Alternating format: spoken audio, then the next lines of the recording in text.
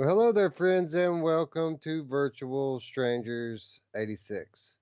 I'm your host, Wes. With me, as always, my good friend Roots. Roots, do you have a good holiday, man? I did actually. It was pretty laid back. Didn't really do anything. Sister was too afraid to do Thanksgiving, and that's usually who I hang out with. So I had a turkey sandwich, bro. But I started to think about this, because at what point did it become about like what you're eating, and like it doesn't really matter what you eat. It's spending time with family, which I also didn't get to do. But I'm alive, I'm healthy, and I'm here, so I'm happy. Yeah, my dad came in and visited, so we did have some family. We didn't go all out like we normally do because other family members are in poor health and they're exercising extra caution this year.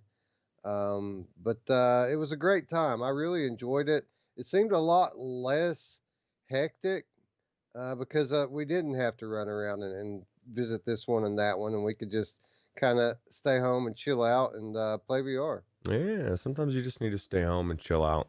I agree. That's kind of how I feel. So, and then you add Uh, VR to the mix, and it's a good mix. VR Spry Guy says X-wing today, Wes. I think it's a Tie Fighter, but I'm not sure. It might be an X-wing. It kind of I think looks, if it were the X-wing, I would see like the back of the fighter behind me with the R2 and the whole deal, right? yeah, but I don't think you have the windows on the side of the Tie Fighters, because that's the thing. That's what blew me away when I went into the X-wing for the first time, was being able to see through those windows. And in a dogfight, that actually helps when you're able to see that somebody banked this way, and you can look out the window and kind of try to follow them. That's the difference of VR, right?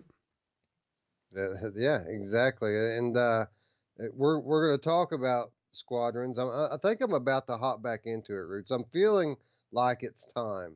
Yeah, and I'll tell you what I felt like. I went in after I saw the notes. I guess I might as well switch the scene.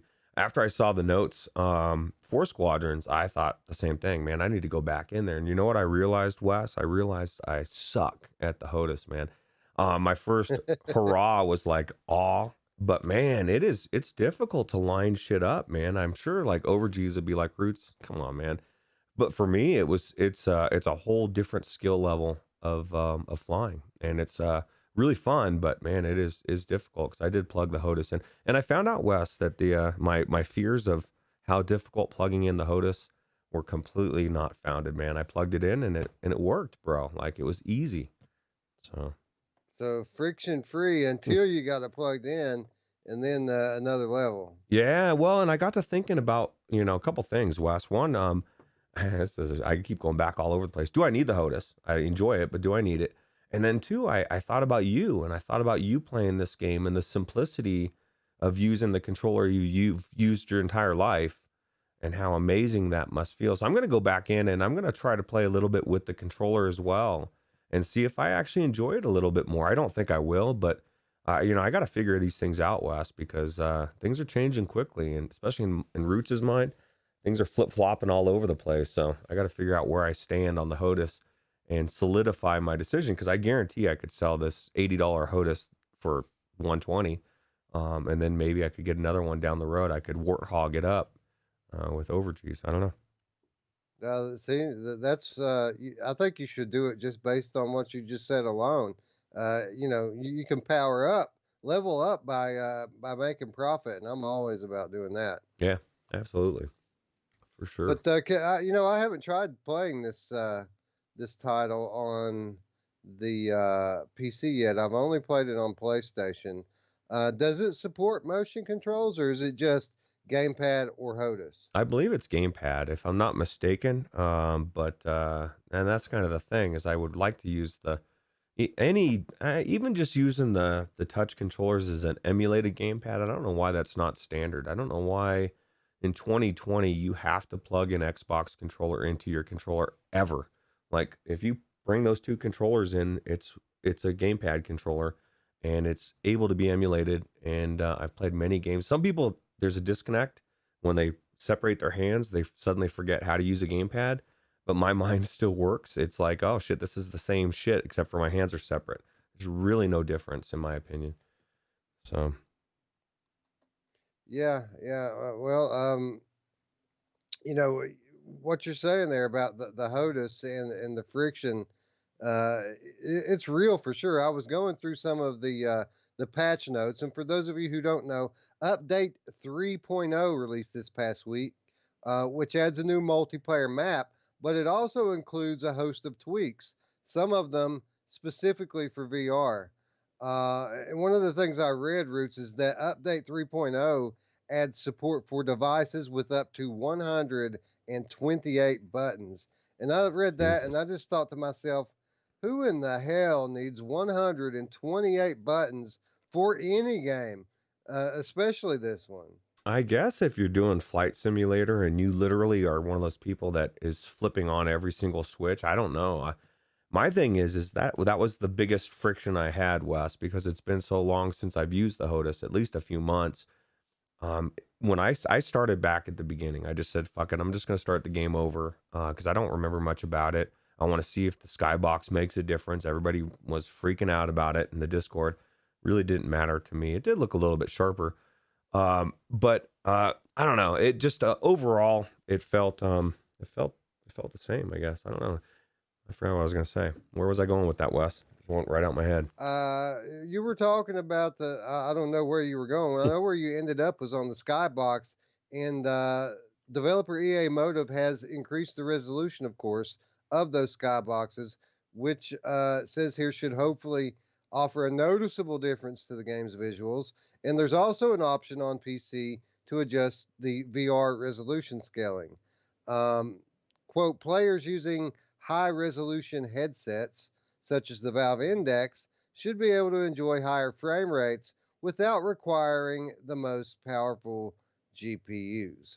So there should have been a noticeable difference according to the developer, but then again, that it does require some tweaking in the settings. So if you didn't go there, it might not have been as noticeable for you. No, I didn't change any of the settings in game. I mean, I think I adjusted the slider to where I could because I tried 1.5 on the Oculus tool tray or the one that's in the Oculus software, and there was no way I was running this game at 1.5. It is another reason where I think of you every time, Wes. Every time I try to crank it up too far and then I have to scale it back, I'm like, nah, Wes is just fucking cranking it. And then you're probably thinking, man, I wish I could crank it a little bit more with this 3080. Well, that's the thing, man. Pretty much since I upgraded to the 3080, I also upgraded to the G2, and I mean, there's been more of me having to screw with it and tweak Mm, settings. It isn't unlimited power with the 3080. It's certainly finite, especially when you're pushing 2K pixels per eye. yeah, well, that's very, very true. And I was reading up on that actually, and they were talking about a lot of the I guess we kind of take for granted that the display. That's one of the things I forget with the Quest 2 is it's a better display, so it's not going to be super sampled as much as the Rift S. But part of me, I'm going to lie, I'd be lying if part of me didn't miss the display port because I think there is. I was reading that just the link in itself is going to make it run a lot more intensive on your video card, and that's where I think you would see the most being able to crank your Oculus thing all the way to the right and not have to worry about that. Of course, in Steam and all those settings, but I don't know. I don't know how much that sounds like a nightmare to me, having to figure all that out. But once you do, that's pretty much set. So Yeah, the jury's still out on this, man. I'll take a day that I'll feel good about switching to the G2, and then I'll the next day I'll be questioning it, because I mean they're for a good, I don't know, however long the Quest 2's been out. This whole time there hasn't been very much having to tweak anything. It's been pretty frictionless for the most part, even before I had the new graphics card, and now it seems like a good percentage of my time is always spent adjusting things. And as realistic and beautiful as the new headset is, and trust me, it's beautiful. Sometimes I do kind of miss just being able to put the headset on and play. yeah, well, you still got that world too. You can always switch over to the Quest 2 and just plug it in. Assuming you're not having to switch things around. Have you been doing much of the Quest 2? Probably not. I've been G2ing it, right? No, I haven't been doing a whole lot of the Quest 2. Not in like PC mode. Like I have played some standalone stuff in it, but not tethered to the PC. I do plan on getting into it tonight. One of the titles that I plan on talking about tomorrow on the Monday show, not the best performance, and it's unfortunate because it's a really awesome looking game. Uh, and coming out of this game, I mean, it was such terrible performance. I was just like, I got to get rid of this headset. And then reading up on some other reviews of the title I was in, some other people were saying that it didn't perform so well in their headset either. So I'm thinking now it may be more of a title issue than a headset issue. So we're going to go back in and start from scratch in the Quest and see if it gets any better. Yeah, I read the same stuff, so I'll be interested to see what you see. So yeah. Anyway, Star Wars Squadrons Update 3.0. There's also improved support for next generation consoles, including, quote, improved visual quality and lighting on PlayStation 5. So we don't know yet, Roots, if this is going to extend to PlayStation VR, but apparently the update specifically has been tailored to make use of some of the power and features of the new consoles. Okay. Onikaze, I got to throw this out there right there to Wes. He wants to know if Lies Beneath is on sale for $20. Is it a must buy at that price? I thought it was a must buy at the original price. For $20, absolutely. Yeah, absolutely. And it's one of the titles we're going to get to in free stuff and killer deals at the end of the show. And just a little programming note, there's so many great killer deals this week that actually was going to make it the Monday show topic tomorrow because there's enough stuff to do a whole show on. But looking at the sale dates, many of or most even of the sales are going to end tomorrow. So tomorrow being the last day for them, that is. So it really doesn't make much sense for us to come on late tomorrow night and talk about it. So in lieu of that, we're going to kind of just blow through the news segments here today so that we can talk about some of these games that are on sale because Roots, literally every game almost is on sale this week somewhere. It seems like it. Would you believe that I pulled a scene for every game? No, I'm just kidding. I looked at that list. That's what I was thinking when I was writing all that down. It took me nearly 2 hours to compile that list, going through all the sales. And I was thinking to myself, there's no way Roots does a trailer for every title I put here. No, I looked at the list and I said, about 4 or 5 per category, which should do it. Because, I should take a note from Anthony's show, VR 365, because he just throws a trailer up there just so something's playing. It doesn't always have to be what you're talking about, bro. At least that's what I keep throwing through my head anyway. So. Yeah, Anthony changing the format up. I don't know if you've been watching him, but he's not going to be doing the regular podcast format anymore, but rather doing some specialized content from this point forward. He just started a new series yesterday or the day before. And get this, how's this for an idea for a show, Roots? Okay. It's dedicated to highlighting the games on Viport Infinity. That's a good idea. We should try that. That's pretty solid idea, huh? That's actually a really good idea, and I saw that he was doing that. Didn't get a chance to check it out yet, but I thought it was a really good idea because I feel like sometimes we're the only show that's like telling people, "Hey, dude, look at this amazing deal. Look at all the games out there." Hopefully, he will make it to the true gems like Torn Off Low and Taco Face, because that's where the gems of Viveport are. Yeah, it's endless, dude, and it is a great idea because I mean, think about how big the Infinity Library is. It's almost 900 titles. I mean, you could do a good couple of years of content out of that, right? If you're going weekly. Yeah, Yeah, absolutely. You drag that out forever. Factory Life says, "Thanks for playing with my Pop One games with my son. I didn't know that I'm trying to figure out who your son is.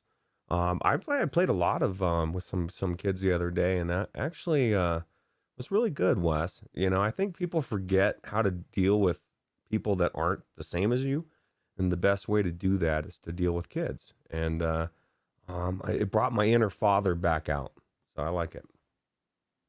Yeah, I was watching Gamer Tag the other day. He was playing Pop One with viewers, and it was just like, man, kid after kid after kid after kid. Like most of what I watched was just little kids playing with him. Yeah, there's a lot of kids in there, Wes. There's a lot of people in there. You know how many times, because I ask people, you know, if they're liking the game still, or you know, just talking to them, and so many people. The last time I played, uh, was their first game. So the influx of people coming in is just phenomenal. There's still people pouring in, and I think it's a really good sign for this particular title that we somehow strayed away from Star Wars on. Yeah, man, it's a good sign. You know, I've mentioned it, and I don't want to get off on too much of a tangent here, but I always check the stock of Oculus Quest when I go to Walmart. The thing's been sold out for probably close to a month. They'll get one, but the next day it's gone. And then I Newegg had a deal on them this past weekend where they were giving back a gift card, like $15 gift card if you bought the 64 gigabyte version, $20 gift card if you bought the 256, and that didn't last no time at all. It's sold out now as well. That's crazy, huh? Well, I'll tell you what, man, that's a good thing. There's so many headsets. We had such an influx. You know, I'm sure there'll be people that'll be upset with me in the near future, but I hope we get to a point where they're sold out and they can't get them for a little bit. That just kind of builds the hype again, right? So, Yeah, absolutely. And I'm glad that Oculus finally relented and allowed all of us who were Quest early adopters to have our copy of Asgard's Wrath, because as it stood, you know, a good portion of um, their holiday stock was going to get wasted on return swapping, right? So now, since they're letting us all have the game, that stock's going to stay on the store shelves for people who really want one. You know, I actually talked my dad into buying one. He hasn't picked it up yet, but he's going to. oh, cool. So you're gonna do some like fishing and stuff and hanging out, and I mean that's what's kind of Yeah, cool, right?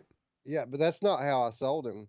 I took my Lenovo Mirage VR camera and loaded some of the footage from last year's Ooh, Christmas and Thanksgiving onto the headset, and that was the first thing I showed him in the Quest 2 was the 4K 3D video of last year's holidays, and hmm. it was like 30 seconds, and he was just like, "Wow, I got to get one of these," and that was it. Yeah, dude. I wish you could retroactively go back, and maybe I wouldn't if I could do this, but like I'd love to throw on my headset and go back to like 1982 Christmas or something, you know what I mean? And watch my family and stuff. And you know, that's the downside of the technology where it's at now. You can't go back and get those moments back, but you can go forward and create those moments for someone like your dad that probably wasn't able to be there for Christmas morning last year, and now he can watch it and feel like he's there, and it's just going to get better every year. So I think that's really cool. Yeah, yeah, it was one of the best investments I ever made was picking up that VR camera. I've had it for a couple of years now, and it's pretty much half price now as it was before. Um, I bought it. It was probably close to a $300 camera when I bought it. Of course, I got a deal on it. Being the deal hawk that I am, I got it for around 250. But you can get them from Walmart now for like 120 bucks. Yeah, that's cheap, dude. Oh shit, that's like a regular camera almost, right? Do they? So what's the Yeah. next step up? Like, if you were to spend what you spent a year ago today, how much better would that camera be? The 2020 cameras haven't come out yet. I actually just looked into this yesterday. The 2020 like newer cameras haven't released yet. The 2019 cameras are a little bit of a step up. There's a Views XR camera, and there's another one called InstaShot Evo or something like that. And they're a little more expensive. I think the Views is somewhere close to $300, like the Lenovo used to be, and then the Evo camera is a little bit more than that. Brandon0135 asked, which camera do I recommend? You know, I like my Lenovo, but those two cameras that I just mentioned actually have 5.7K resolution, so they have more.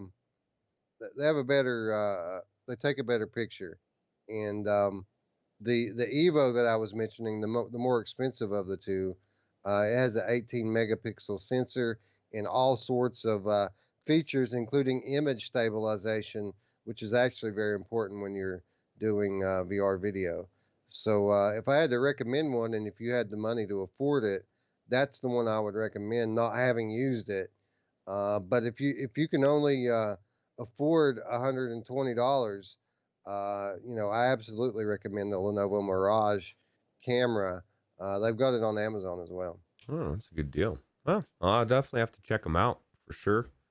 And I think that's cool. Yeah, it's a way to capture a moment in time. And one thing I will mention too, and I know you probably Brandon, you were thinking, because everybody does thinks 360. Most of these cameras are going to be 180, and I don't even know that are there 360. I know you like the 360 thing. Like when they do a 360 video, it's elaborate. Like it's, you know what I mean? Because you're filming every which way, and I'm sure they exist, but they're probably even more expensive, right? Yeah, they are. And, you know, you have to be careful because there's a lot of 360 cameras out there. The vast majority of them are not 3D cameras. They just take a panoramic 360 view and stitch it together. But there are 360 VR cameras that are actually 3D.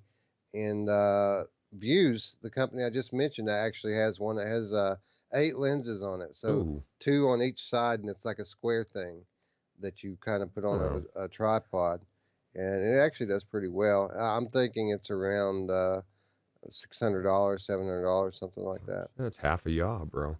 I'll tell you what, the square sounds cool. I'd like to have a square on there, just slap it on and film everything. But let's be honest, and that's one of the things that I've been odd with, and I even last night when I didn't feel like playing multiplayer or playing any games, I did feel like going into to YouTube and looking at some of these 180 and 360 videos, and I'm continually blown away, especially with the stuff that's filmed recently, because obviously the technology is better. I am a little disheartened that every new video has to shove a masked person in my face. But other than that, like it's amazing how good the cameras are and how like I'm flying above areas and like it's a lot of travel and I'm going to areas of the world that I've never been. And it's so cool to just look at these areas in an aerial view and just feel like you're really almost flying over those areas.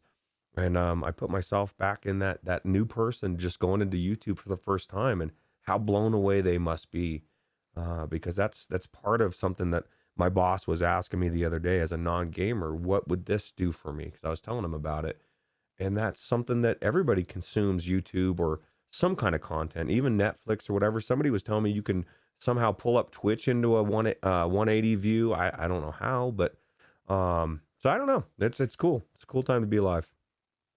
Yeah, absolutely, and the technology keeps changing quickly. There are so many applications for VR right now, even when it comes to the video making, like we were just talking about.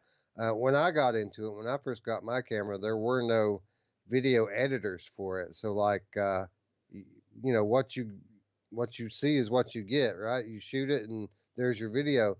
I realized yesterday that there's now software that can edit the VR 180 video format, which means that, I mean, you know, my camera isn't the best in the world, but I can actually make some content for YouTube now if I so choose. And honestly, that was the one thing that kept me from doing an unboxing video from all this new stuff that I've got.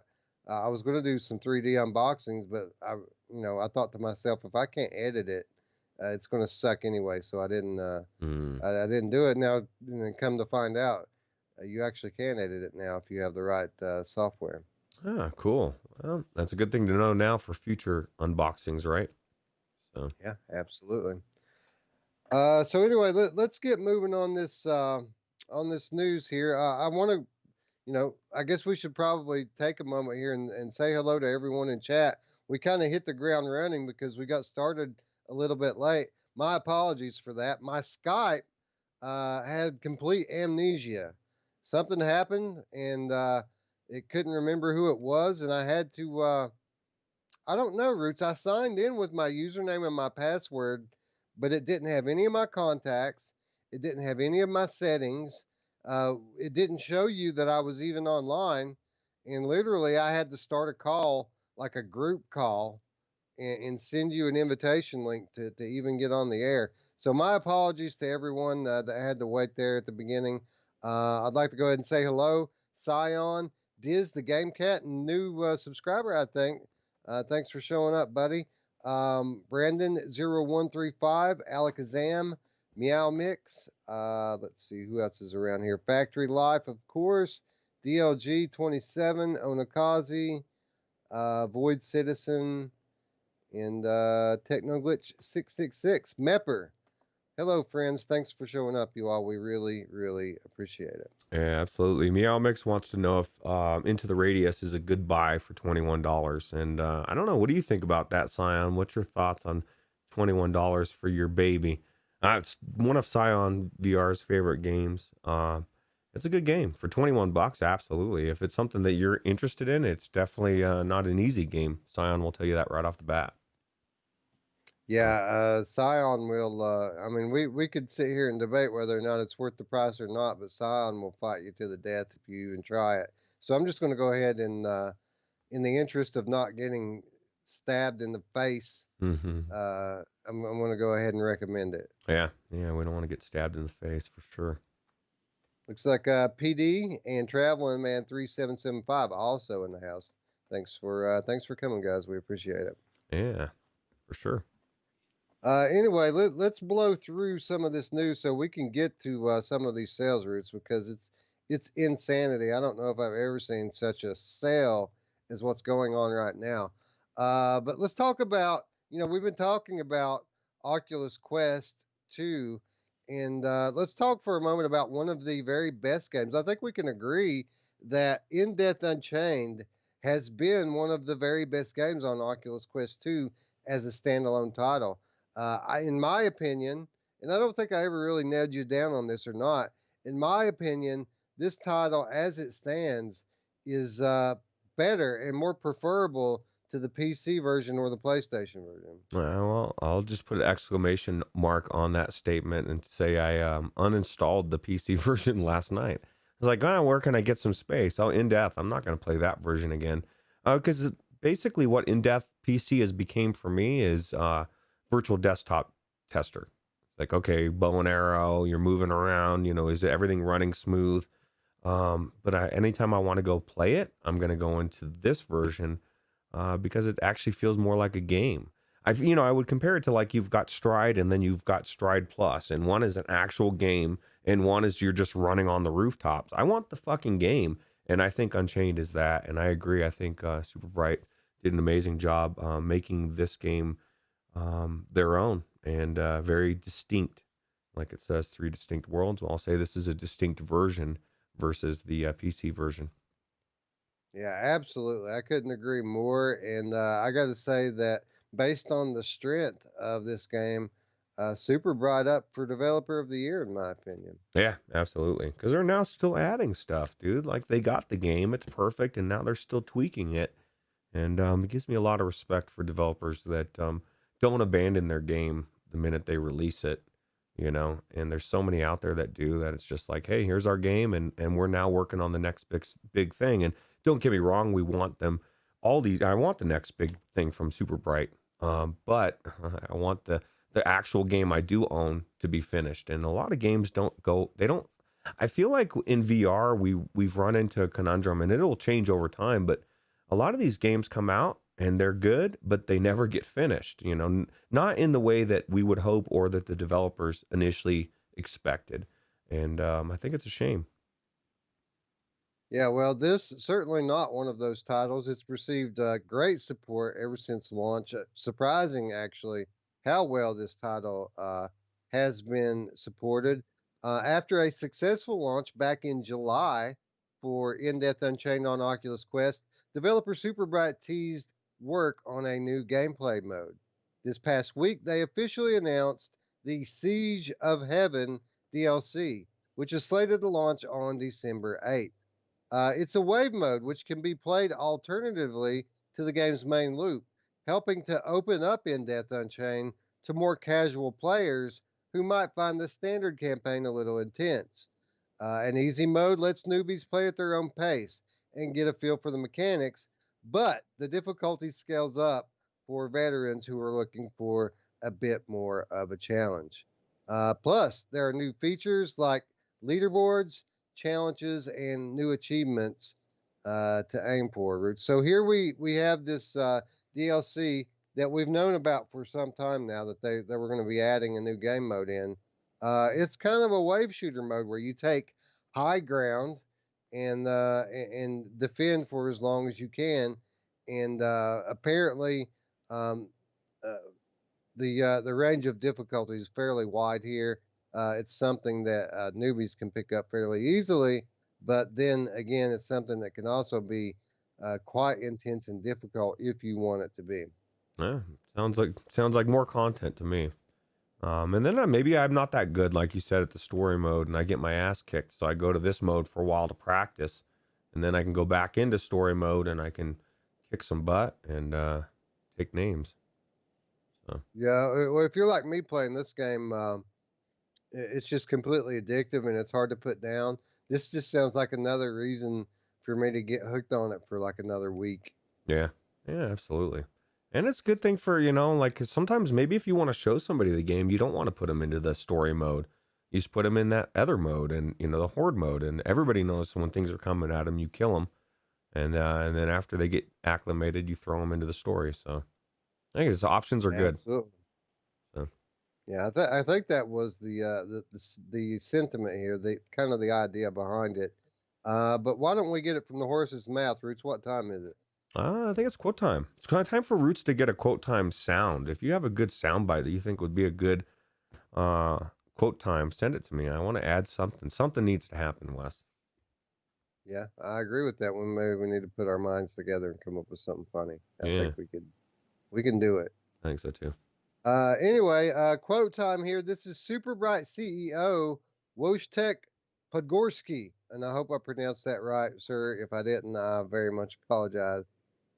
This dude sent out an email last week, Roots, which was pretty much a letter, like a long form letter, talking about their experience since they've launched and the new update was coming. So here's a few quotes from that. Quote, it's a fully featured game within a game with shorter, more snackable session times where players can focus on having fun shooting for 15 minutes from a safe, stationary position, enjoy the game's beautiful visuals, and arguably VR's best archery mechanics. The community around the game has been amazing, and we see this free DLC as a gift to our players, a way of thanking them for their support. Our goal was to enhance the game in a way that will engage and challenge the advanced players, and boy, it's that and more. But we wanted to make it more approachable for everyone else. We've heard our players say they'd love to be able to share the fun with friends and family, but maybe the game was too scary or too demanding. And we listened. We've all loved the archery from the lab. This is how most of us got started in VR. With this DLC, we hope to bring this experience to VR's best platform, Oculus Quest. So anyone should be able to pick up the game and enjoy the best their Quest has to offer at their own pace. You can just give the headset to someone who's new to VR, your friend, your mom, your uncle, and they will have fun with it right away. So, very much echoing what you just said here, Roots. They wanted to make something here that's easy to demo to people, and allows people to feel the fun gameplay mechanics and take in the beautiful visuals of the game, but at the same time, not having to have 1,000 hours in VR to play. Yeah, isn't it funny, Wes? Like, and this isn't a knock at anybody if you are scared of this game. I just, like, what scares you? Like, I've shit, man. Like, if you got thrown into what scares Wes, these people would die. If this game scares you, because it's not. I mean, there are jump scares. All of a sudden, something's in your face. But how could I don't know, man. I guess I can't come at it from that perspective because I only have my perspective, and I'm not everybody. So it's just weird. It's a weird thought to think that that would be scary to somebody, but I guess to each their Hey, own. I'll tell you what, dude. There are a few of the enemies in this game that legitimately scare me. And just look back on the last video that I made of it for proof positive. Those I don't even know what they're called. Those ghost type skeleton things that you have to shoot directly in the heart. Those things scare the crap out of me sometimes. Yeah, see, I haven't gotten to too much of those. I think I need to get more to the scary stuff, I guess. Yeah, well, it's in there. I assure you.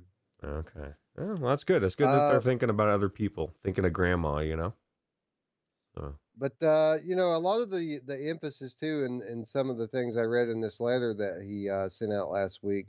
Um, some of the things that he was talking about was how he wanted to focus on allowing people to play together and using leaderboards and wave based uh, gameplay to give people another way to play together.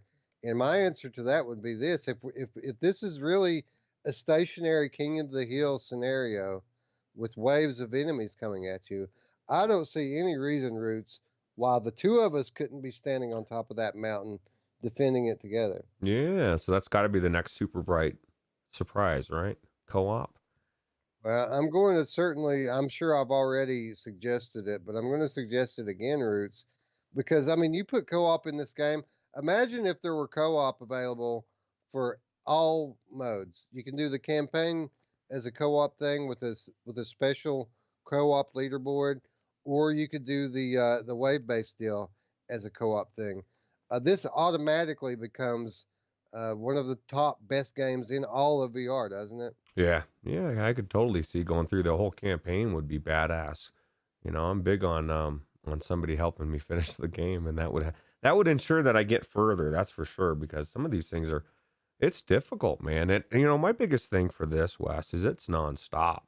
It's like you're just constant enemy after enemy, and that's the whole point. But it's just too much for me.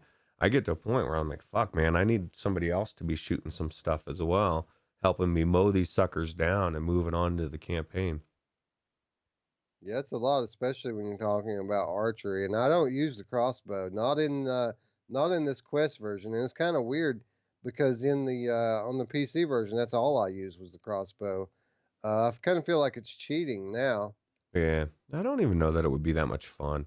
I kind of, I just like the whole mechanic of using the bow. It's like it said, in the description of whatever you just read, the quotes, the lab was I loved it. You know what I mean? It was my jam for a bit there on bow and arrow. It was one of the best examples of using a bow and arrow in VR, and the way they did it was so simple. Why not just bring it to in death as well? Yeah, I still have never played the lab routes. What? Are you kidding me, dude? There's actually some pretty cool stuff in there, man. Even just the little robot dog and stuff, and you throw your thing. Um, I don't know. I don't know if that's the draw, but GamerChick13 says, Paradise Decay, have you managed to sort out why Gamertag banned you? I know why it is without even talking to him. It was because of him incessantly asking about Five Nights at Freddy's oh, VR. I've thought about bringing down the ban hammer a couple of times mm, myself. that's funny. Yeah, no, I that is one of those things that uh, Paradise Decay asked a million times. I love his question. If he asks it right now about Five Nights at Freddy's, I'm gonna laugh. But yeah, I could see why. What's funny is like, how does a person that owns a channel not able to unban somebody? That's so weird. You know, I don't understand how YouTube works sometimes. Yeah, yeah, it's so weird, right? That for some reason GT just can't figure this one out, right? Yeah, yeah, really, yeah, yeah. Well, that makes me think a little differently about it. Maybe there is some nefarious PD-ness behind it. Yeah, there could be roots. Hmm. Anyway, let's press forward. Let's get on to the killer deals because it keeps popping up in the chat. People want to get to it. They're talking about these awesome deals. But we got an update first to a story we actually talked about a little bit last week, and that is Microsoft Flight Simulator 2020.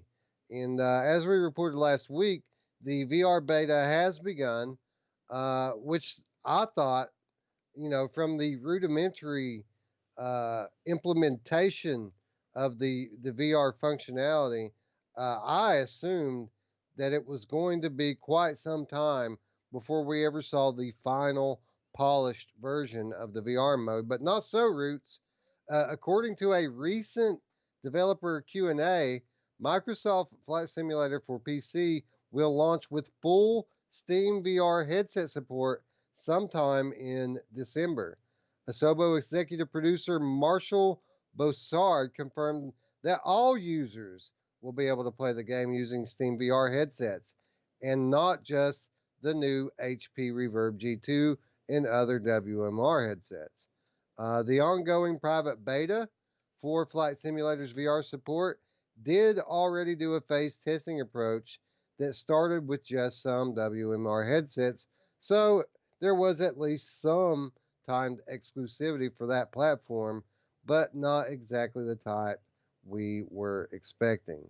The update's going to be going live, quote, towards the end of December, according to the studio, with a video outlining the VR support coming on December 17th. So, Roots, apparently they're a little bit closer to having their full finished VR mode ready for the public than we even thought, huh?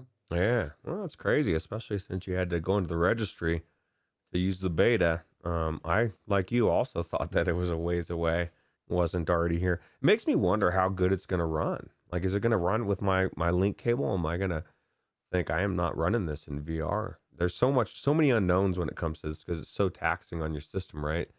But it's more taxing I've read on your CPU, or it's very taxing compared to other things. So maybe I'll be okay because my VR doesn't use the CPU too much. I don't know. I don't know what the hell's going on. I just want to see this in VR. I want to experience it without a bunch of jank, and I'm like 50-50 if I'm going to be able to do that. So Well, if and that reminds me, if it the free stuff in Killer Deals today mainly focuses on game deals, but there's lots of hardware deals as well for those of you who are thinking that you may need to upgrade. I didn't put any of them in the show, but if you want to get my attention in the chat when we start talking about some of the deals, I am building another rig as well as upgrading my own. So I'm very up to date with the hardware deals as well. So if any of you out there are looking to upgrade something on your rig, just hit me up in the chat. Be sure to tag me so that I can see it, and I'll be glad to tell you what the best deals are on the hardware. But again, let's do that during the killer deal segment.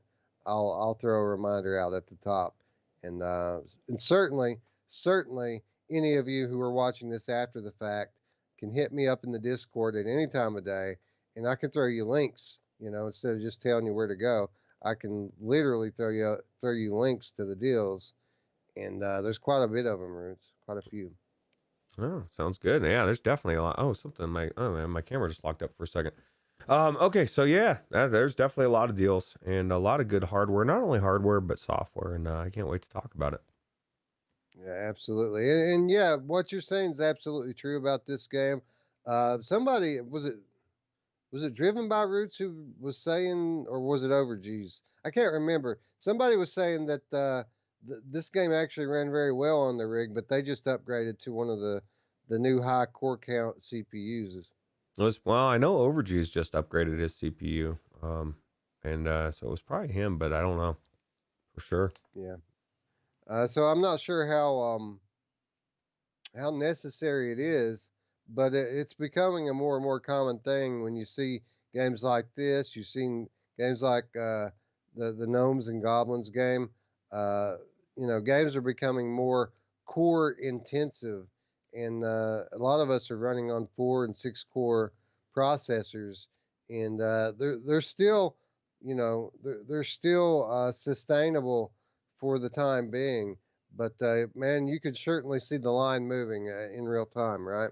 Yeah, it's one of those things most people forget, and everybody focuses on video cards, and they, depending on how. I mean, I got the 8700K like 3, 4 years ago, so I mean, it future proofed, but it's ready to be updated, I think. But it's weird to think of it not being enough, even though it is still enough, but it's like right on that edge for the exact reasons you just lined out. So, Yeah, Overg's coming through in the chat and confirming it was in fact him. Uh, you got a pretty big performance boost, right? Overg's in Microsoft Flight Simulator when you upgraded your processor. Now I don't know what you were coming from, so I mean maybe he had like an old 4 core beater before, it was bad. but It was like an i5 or yeah. something, Oh, if I well, I'm remember. sure that did make quite a bit of difference then. Unclear yet whether or not some people like us, Roots, with the six threads, or I'm sorry, 6 cores, 12 threads, would actually need to upgrade to avoid bottlenecking in this game. But we're gonna find out soon enough, right? Because what, late December? That's not that far away, and we're gonna be able to play this. Roots, are you gonna? You bought this actually, didn't you? Bought the entire full version of the game. I did. I bought it on Steam, so I will definitely be playing this. I don't have it installed on my computer right now because it's such a big game, and there was no reason to. And once I tried it flat a couple times, I was like, I got to do this in VR. So, Let me ask you, does it require you like signing into some other store as well? Or does it just run natively in Steam? I think it's probably set up just like any other Microsoft game, where like Sea of Thieves or whatever, it's still gonna log you into their thing. It still has to go through Microsoft, but I'm not sure how that works. Um, Right. Because I never, it never occurred to me to maybe try to game share this one. I've been waiting on the game to get the VR support hmm. so that I can join Game Pass and play it. But I might not even have to. I might just be able to play it through Steam. Yeah, it's a good idea. Try it and see because it's there, and I don't know what it will do, to be honest. Well, there's only one way to find out, I guess, huh? Yeah, yeah, we'll let you guys know. Will Wes get to use my shared copy of Steam, which is stupid, right? Like the whole Steam share, man. If it's on that list, if it's in my Steam library, you should be able to play it. So Yeah, for the most part, I think beta copies and other like free titles aren't shareable, but for the most part, everything else is other than these titles, like Origin titles, Uplay titles. Those type of things have fail safes built in that won't allow you to share them. yeah, what a bummer. Uh, Frank says Steam says Microsoft Flight Simulator has some kind of Microsoft DRM, so apparently I'm going to have to spend the dollar, Roots, and get it myself. Yeah, you can afford $1. It's not too bad. Even the Yeah, regular. it's not a question of affording it. It's a question of giving Phil Spencer my money after what he said about VR. Screw Well, that guy. we know he was lying. He was just blowing smoke up everyone else's ass, not ours. So eventually he's Probably going his to have own to eat ass. crow, right? He's going to have to eat crow eventually. I believe. Yeah, yeah, absolutely, absolutely. And I don't think it's going to be that long. I think the Xbox One X will support VR during its lifespan. I don't think that that we're going to have to wait for the next console to come out. I think this one will support VR before it's all said and done. Yeah, I agree. Anyway, another game that we mentioned briefly last week was A Wake In. This is a game coming to us from, I think this is another Polish-based VR studio, The VR Brothers, Hmm. VR Bros, Awaken, an immersive horror experience originally slated for this year, has just released a new trailer, moving the launch to early 2021. The setting of the game is an Art Deco hotel, which is filled with an army of living dolls. And you also happen to be one of these dolls. Hmm. The story revolves around you finding out who you are, how you ended up here, and how to get out, whilst avoiding the other not so friendly dolls. You're bound to a wheelchair, making Awake in an entirely seated experience, but you're given free reign to explore the hotel and figure out its various escape room style gameplay elements. This is the cool thing, Roots. You operate it just as you would any manual wheelchair, moving the controllers as if you're pushing the wheels. So we have a horror game here, Roots, a really creepy looking one with some very interesting mechanics. And I could appreciate that not only for being very unique locomotion style, but giving me an excuse to sit down, Hmm. which is what I like to do anyway, right? So the fact that this is a seated only experience kind of makes me feel good, right? Yeah, because people don't take into consideration like Tales from the Galaxy or whatever game it is. I'm gonna attempt to sit down and play it, Wes, because there is a seated version, and then I always end up standing because it's action based, and I need to duck behind shit, and that game is fucking hard on hard. At least as many people and how many shots you can take. But a game, it's nice to have a game that's like basically telling you, look, there is no stand up option. Roots, sit your fucking ass down and play the game, and then I get to enjoy it and I get to relax and piss the guy off that I cursed so much. But yeah, it sounds good to me. So Screw that guy for the yeah. record, by the way. But yeah, man, we've talked about it a lot here lately. Actually, well, we're old working guys with sore feet, so any excuse I get to sit down in VR, I'll take it. And what do you think about this locomotion style, Rich? You think it's going to get old, or do you think it's cool that you're actually going to be able to wheel around in your wheelchair? I think you're going to want to get away from something quickly and not be able to do it as much because you're wheeling around, and it's going to add to your tension. And I think it's going to add something to it. It seems like it could be, to some people, it could be just like a gimmicky thing or whatever, but I don't think it's going to be in this. In a horror movie where maybe I want to get away from a doll really fast, you're limited by, you're in a wheelchair, bro. Like, you ain't fucking running down the hallway. You're going to wheel yourself down real quick and try to get away. And I think it's going to be cool. Yeah, we've seen certain like horror movies like this, right, where the protagonist is wheelchair bound, and it adds to the suspension, the tension, right? Because you're going to want to try to get away as fast as you can, but you can't run, right?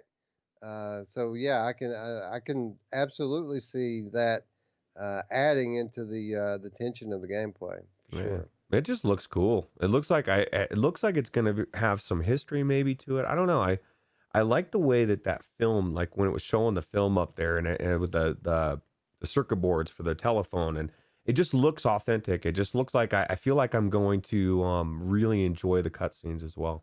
So Yeah, really looking forward to this game. It's instantly going from being one of my most highly anticipated games of 2020 to one of my most highly anticipated games of 2021, Roots. And no explanation here from the VR Bros as to uh, why they're postponing it, but I think it's just as likely a timing thing, right? Like just because they're postponing it doesn't necessarily mean that they've had any kind of setback in development. But I mean, we've talked about it last week and the week before. So many games coming out between now and the end of the year. It probably makes sense to just take your ball and go home for a little while.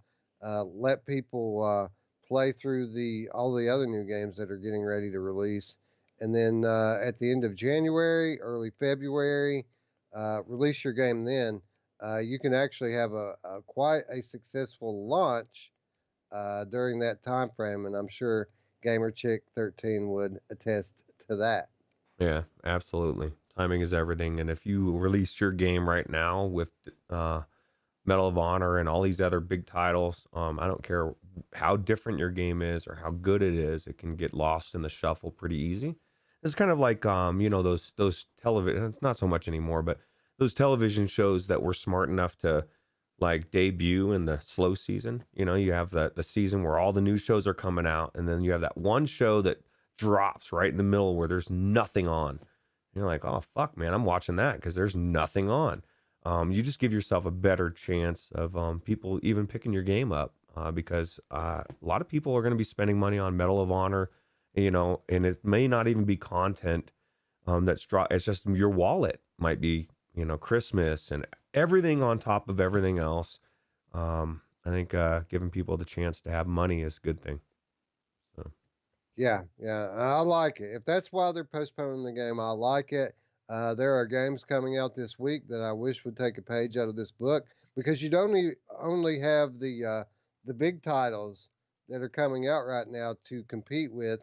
You also have all of these new people coming into VR, and the first thing that they're going to see is this big giant sale that we're about to talk about, and you're going to have people picking up titles from the last 3 to 4 years in VR, the very best titles in the history of Mm. VR at record low prices. So you've got that to compete with as well. And unless you want to launch the game you've been developing for the last couple of years at bargain basement prices, it's probably a good idea to hold off, let the sales in, let people play through their libraries, and then come back in a month to 6 weeks and hit people up when they're looking for something new.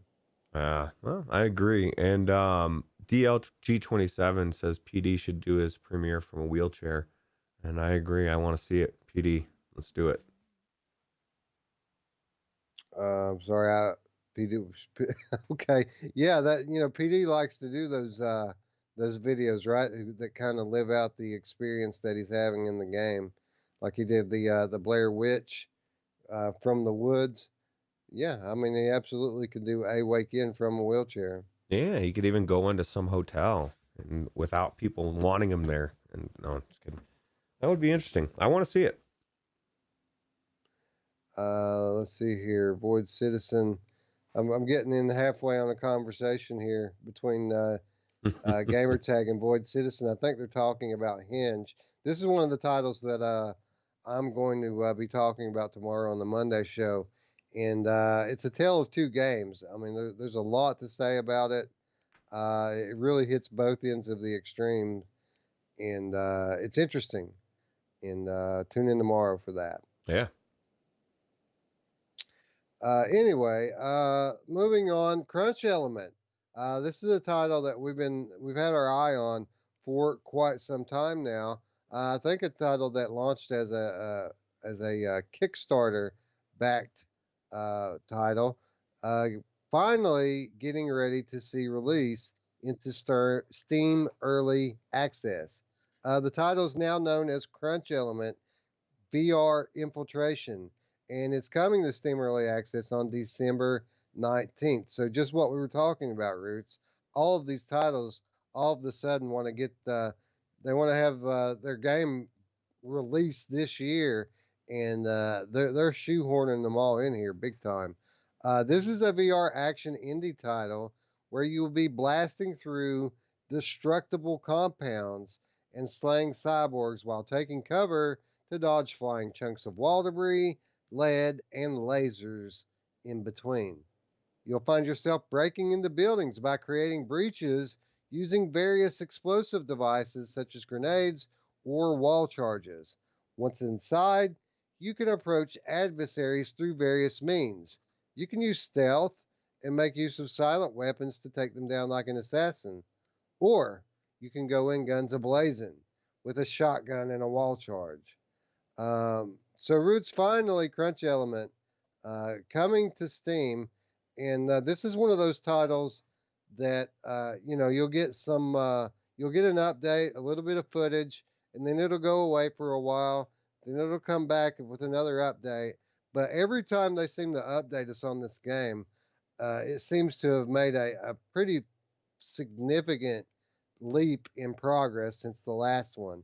This game looks better, and I'm more intrigued by it every time we get new footage of it. It's funny. I when I saw Crunch Element, I was like, my mind wants to forget everything. So I was like, Crunch Element, what's that? And I looked at it. I was like, oh yeah, dude, I forgot about this game because the gameplay was what when I watched it the first time was what drew me in. Right? It just looked so good, and I am super psyched for this. I agree with you. I think every time I see something on this, it looks better and better. And I'm wondering what all these question marks and exclamation marks and all that stuff. It seems like there's a lot more going on in this game than just the game, and so I'm intrigued. I want to try it, and hopefully it'll be different enough than everything else because it's only what a little bit over a week past Medal of Honor from when it's dropping, and it's definitely not. They're two different games, completely different, but similar in some respects because you got a gun.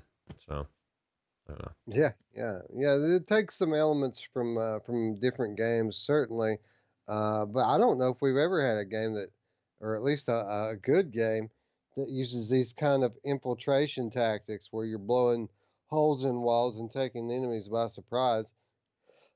Yeah, I think that's a first for major VR games, and at this point in time to have anything original is actually a pretty difficult to do. That's true. It looks good. Looks like something that I want to play on day one, and I'm looking forward to it. Even if it is, 3, 4 weeks away, but it's not that long. Seems like time is flying, right? Yeah, absolutely. Um, this title is going to be staying in early access for a while, according to the developers. The full version of the game will probably include a 3 versus 3 attacker versus defender multiplayer with more weapons as well as more single player maps. So we're kind of getting the typical early access experience here, Roots, with a fuller version of the game to come later down the line, complete with multiplayer as well as more for the people who like single player. Well, that's the way to do it, I think. Worry about the story, worry about the main game, and then add the multiplayer as an extension. So Absolutely. Gamertag VR says he's had the demo for Hinge or the game. He's not sure for over a week. It runs very poorly. The devs have dropped an update yesterday. It's better, but still has bugs. So I haven't played it since the update. I'm glad to hear that they are working on it. Um, I'm going to have to go back in to try it. Not only since the update, but I want to try it on the Quest instead of the G2. Give us something a little less demanding. But what he's saying there is absolutely true. There's a lot of performance issues with the game. But that's just one aspect of it. It's really a shame that it has such bad performance because there's a lot to love in this game, and I'm rooting for it. But we're going to try it again in a different headset after the update. Tune in tomorrow for our final impressions on it. yeah, it's weird, man. In 2020, when a game releases and it doesn't run poorly and it makes you wonder, or whatever it is, I don't care, it could be hardware, just makes you wonder about the testing process, right? Did they skip it? Did they skimp it? Did they, what did they do or what didn't they do? Because other games come out and everything runs fine. So hopefully, from what I've seen, from what, the story and from what you said, um, it's going to be good if they can just get it to run right? So.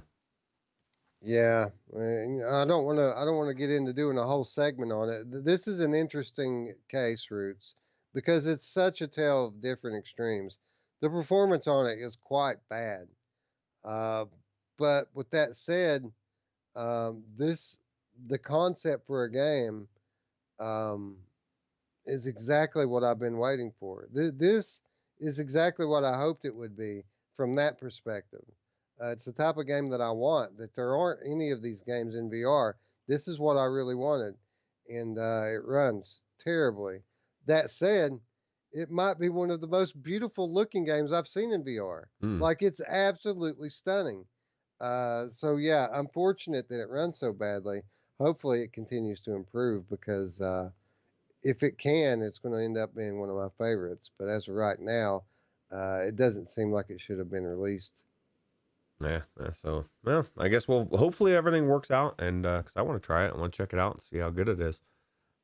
So, Anyway, Crunch Element VR Infiltration coming on December 19th, so just a couple weeks away, right before Christmas, launching into early access for Valve Index, HTC Vive, and Oculus Rift.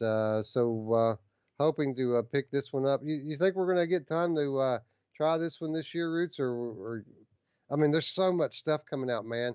I don't know how we're going to play it all. I hope so. I hope we have time. I'm gonna make time for this one, especially if they send it to us. I'll definitely make time.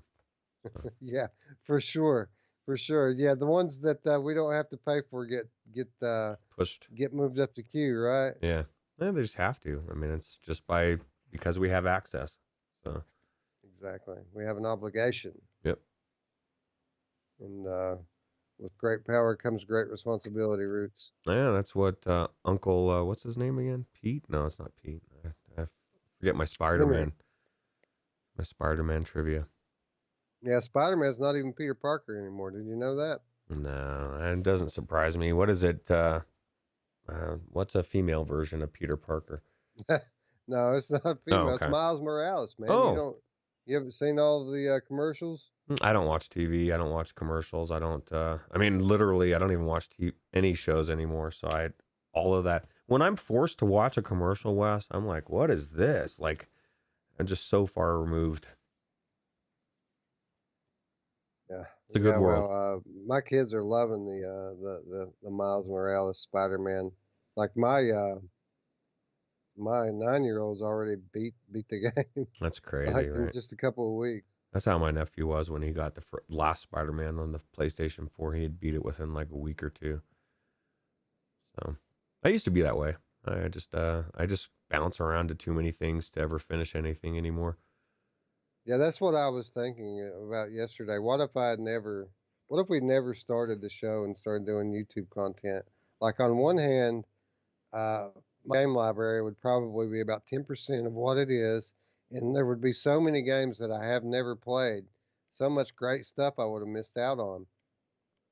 On the other hand, even though my library would probably be at about 10%, I probably would have beaten 1,000 times more games than what I have in the last 2 years because I don't beat any games anymore. Where used to, I was like main fan. I finished everything that I started. Well, it's kind of hard to do that when you're constantly starting stuff over or I mean, how much time, how many hours have been spent, Wes, going into games that you've played the same level a million times? You're going in looking around to see if there's upgrades or if it looks better, how the performance is.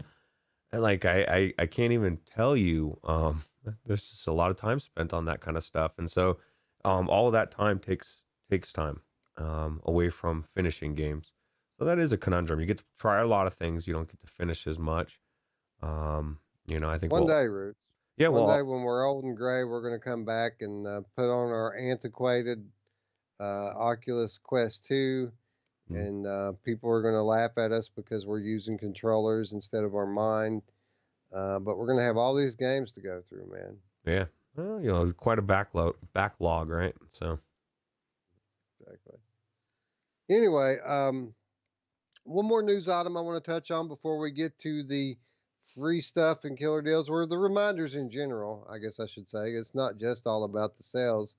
But one more game I wanted to touch on, Roots, because our good friends Ivanovich Games are at it again.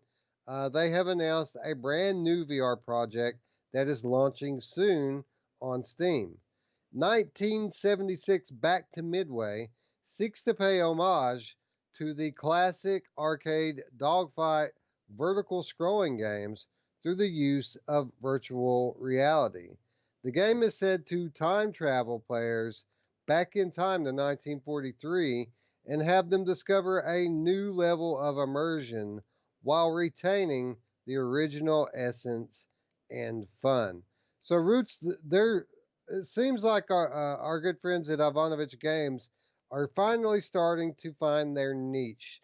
They're realizing what they do well and where they fit into the VR market.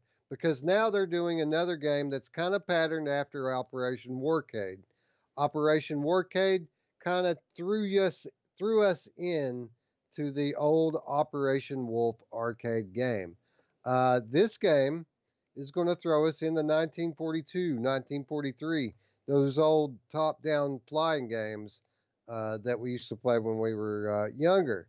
And much like Operation Warcade, you're going to be playing in this kind of three-dimensional um, screen mode where you're actually looking at the arcade machine screen, although things are flying in and out of it in three dimensions. But there are also going to be immersion points, just like with Operation Warcade, where if you shoot the little icon, it sucks you down in the game into the first person mode, and you get to spend a few seconds fully immersed in a fully fledged VR first person experience. Roots, I watched Gamertag play this on his channel. It was either yesterday or the day before, and this game looks like it is a blast. And it really looks like it might be on the level of a great game like Operation Warcade.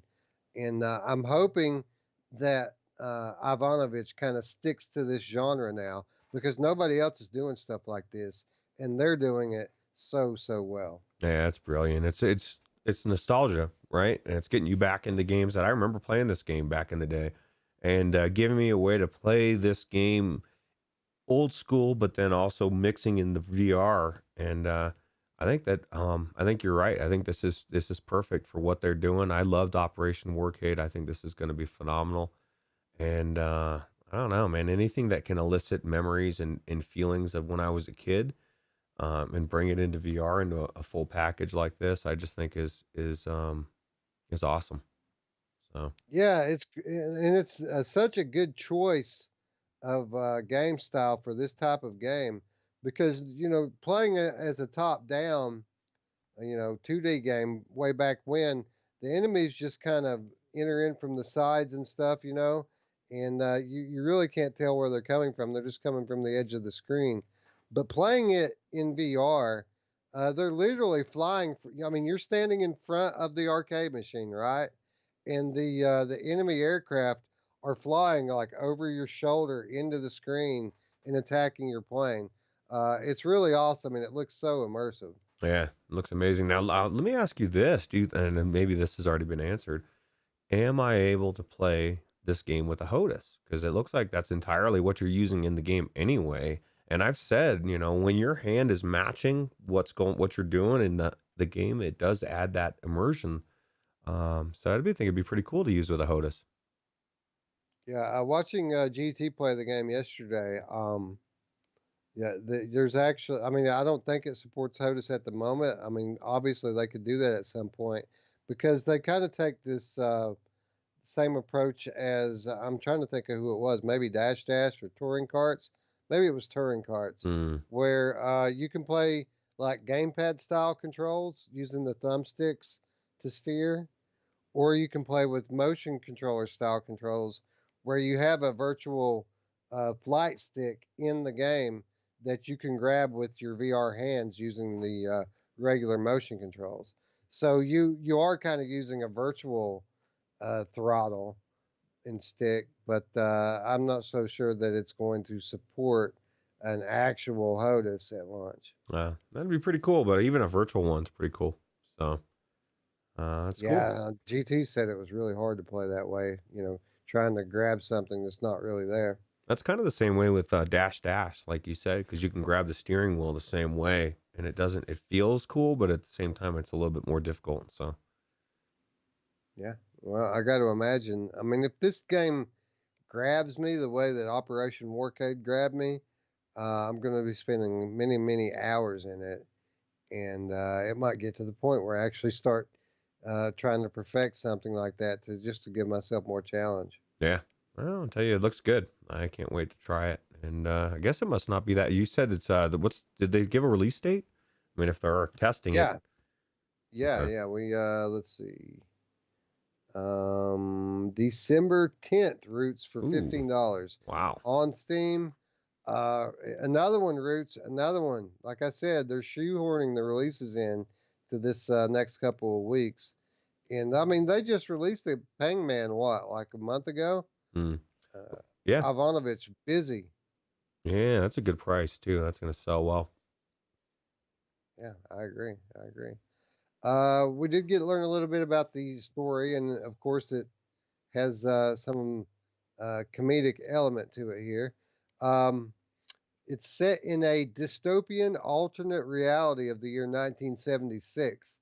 The Nazi army has ended up defeating the Allied front and winning World War II. Hitler has declared himself the supreme chancellor. Despite the scarcity of resources, the Allied resistance's brightest scientists, led by the eccentric Dr. Ivan Ivanovich, Hmm. have built a time machine. You'll have the opportunity to travel back in time and take part in the most momentous air battles of World War II. But pay attention, playing with quantum reality and altering the path of history can have the most unforeseen consequences. Players will sit in front of a huge 3D quantum simulator screen and relive that nostalgic feeling of gunning down airships in vertical scrolling titles. Players can also alternate with the first person perspective and perform impossible maneuvers to dodge enemy fire. The game is set to feature a full story mode, which comprises of 63 missions across 16 levels and will offer a total of around 5 hours of gameplay. There's also going to be more than 200 upgrades for you to strengthen your aircraft as well. So, Roots, um, it looks like it's very much following the structure of Operation Warcade here, not only with the multiple missions and levels, but all the different upgrades that you can earn through playing the game. And that's music to my ears. I really enjoyed Operation Warcade, and I think this game is going to be. I think it's going to be awesome. Yeah, I agree, and it's gonna be hard. I know Operation Warcade going through some of those levels to unlock different things because that's the way they. It's brilliant the way that they set it up. I'm assuming this will be the same way where you're constantly going through different levels to try to um accomplish something to give you a coin, and you need so many coins to get to that next level or whatever the currency is, and it's one of those things that like it's got that one more, right? You die and you're like, fuck, man, I'm just gonna try it one more time. And next thing you know, it's like 5 hours later, and you missed your kid. You're supposed to pick them up, and they've been sitting at school for a couple hours calling you. And it didn't happen to me, but I'm sure it's happened to you, right? Since your kids are of age. So. Right. Right. Well, my kids they go to school here, so Oh, that's right. Yeah. So if they miss school, then they're in trouble because it's already at home. So. Yeah. yeah, yeah. So if they miss, if they're missing from school, then we need to call the police. You Yeah. know what I'm saying? Yeah.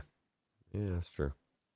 Anyway, again, the game releases on Steam December 10th with a price tag of $15. Confirmed, Delirium Drew, $15 December 10th. Oculus and PSVR versions following the next year, Roots. So, this apparently, unlike Pangman, is going to be one that they're really trying to push. Probably means that they feel like they have a pretty good one here. Oh yeah, I agree. I think the nostalgia factor alone is going to sell this game a lot. So Absolutely. Looking forward to this. Automatically goes toward the top of my most anticipated list. I know, right, dude? When I first pulled the trailer and I was looking at it, I was like, "Oh my god!" Because I didn't get a chance to watch gamer tags. This was the first video was watching it for the show, and I couldn't believe that this game existed. It just looks like it's going to hit everything that I would want in this type of a game. So Yeah, yeah, dude. Not that long to wait. Just like a week and a half before this one releases.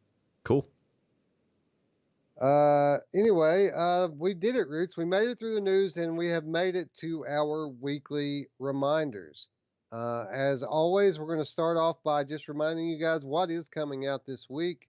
Everything coming out on Tuesday, December 1st. All three titles. Now, for those of you who don't know, this is something that we recently started doing is highlighting some of the weekly VR releases, but we don't list them all. I just list the ones that I'm interested in, uh, some of the ones that we think look pretty good. There's probably twice as many games coming out this week.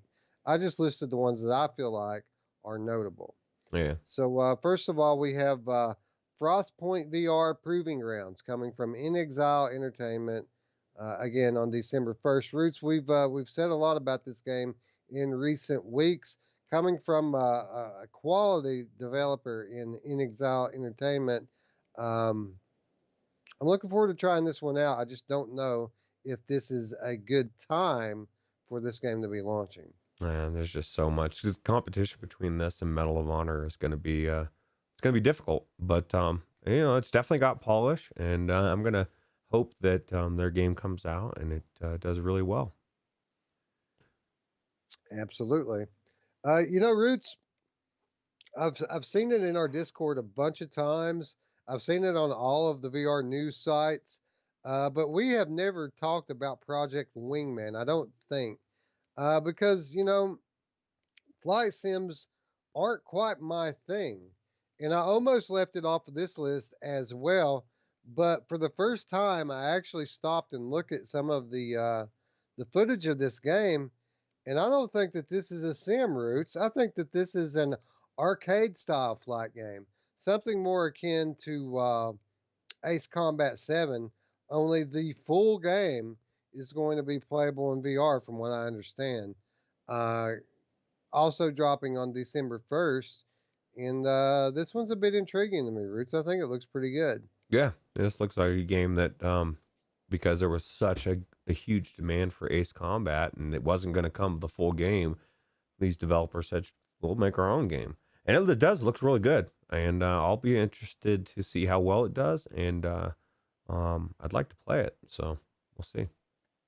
It's interesting because there's lots of flight games in VR, but up until now, we haven't really had many that pique my interest. None of them really look all that fun to me. But here in the course of a few weeks, we're going to get the one we just talked about, the 1976 Return to Midway, which is a flight game. We're going to get Project Wingman, which is a flight game that looks pretty good, and we're also going to get Microsoft Flight Simulator 2020. So, you know, 4 years, maybe one good flight title that I'm interested in. 4 weeks, we get three. Hmm. That's where we're at in 2020/2021, right? We're starting to solidify everything, and the things that we wanted to see in VR are starting to exist. I was just having this conversation with a customer yesterday that is older, but he was telling me about the new Assassin's Creed Valhalla and how much he's enjoying it. And then I unleashed the Kraken and told him, "Hey, dude, you know that they're working on a VR port to that." And he's like, "Oh shit," open his eyes. As soon as you can start to say, "Okay, we've got these big games, these big IPs that are in VR or come into VR," it changes everything, right? So Yeah, absolutely. And it was one of the things I was thinking to myself this morning as I was compiling the list of sale games. I was trying to remember back. It wasn't that long ago, Roots, when people were saying that there's nothing to play in VR. And mm, like now, it's just like there's too much. There's too many VR games, Roots. yeah, there is definitely a lot, and I would say borderline too many, for sure, because there's not one that I guess I've got too many, and that is a problem when looking at a big long list of stuff and deciding which one you want to play. I mean, most of the time I end up having it decided for me, either through the show or through multiplayer, and some I want to take back the reins, Wes, and take the control back. So.